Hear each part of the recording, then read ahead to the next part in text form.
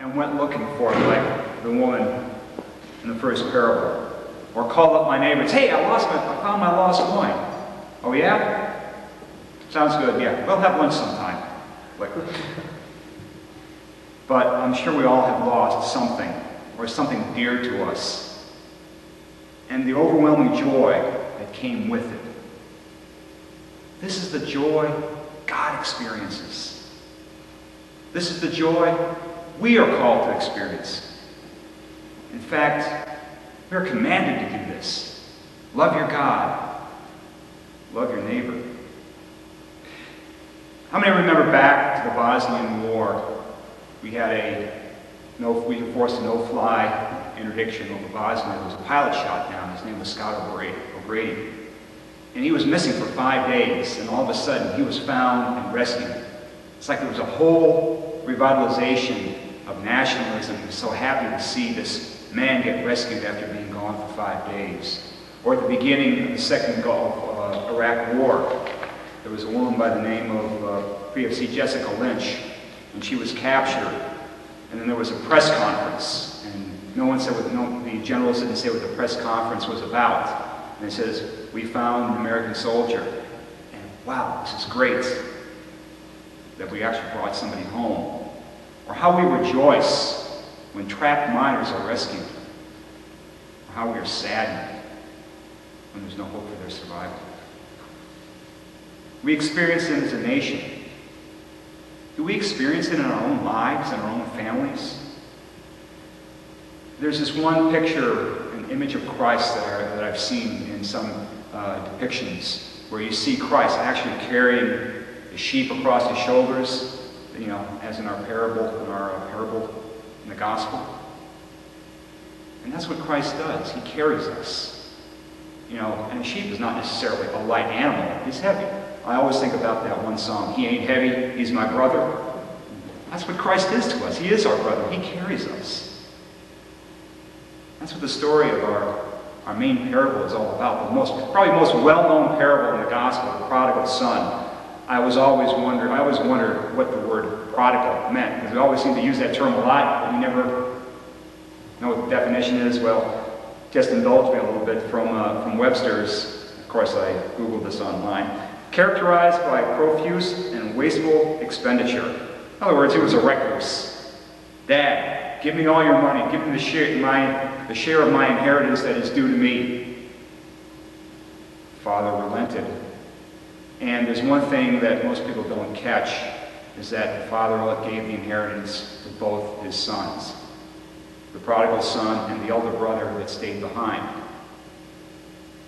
Back in the time when Jesus was telling this story, such an action would have meant that the son is basically cutting off his family, cutting off his ties to his community, cutting off life, and going off on his own.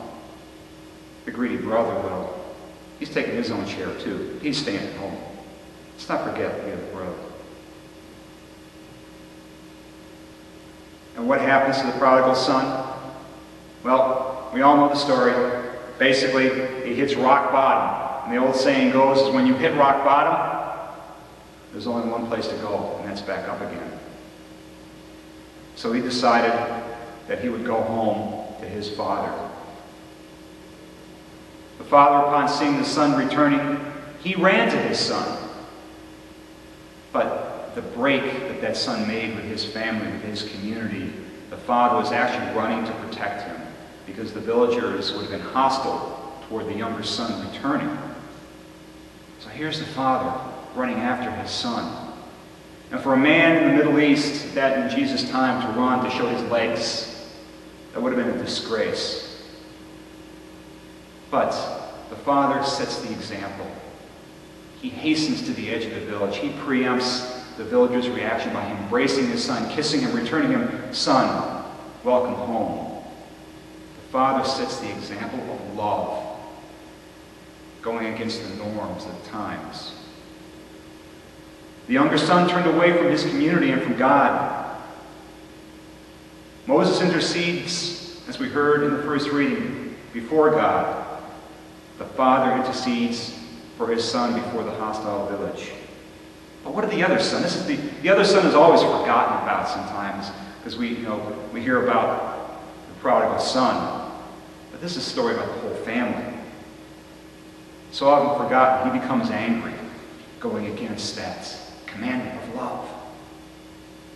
Already suspect in the villagers' eyes, the older son, accepts the inheritance. We forgot about that part, reminded me about it. He now insults his father by refusing to appear at the party, the big shindig that was going on, going against his father's own judgment. In this one parable, we have a complete family intrigue: greed, anger, jealousy, dissolute living, foolishness. The father was a fool, going against the village norms by giving up his inheritance, by running and embracing his son. And of course, there's suspicion of the older brother. And yet, what is the solution to all this? What is God commanding us to do? Love. We rejoice at the return of the prodigal son to the love of his father's arms. Who would you rather be? The younger brother, the older brother, or the father? Experience the joy of the Father of the return. That's what the love is. This is what God calls us to do. This is what he commands us.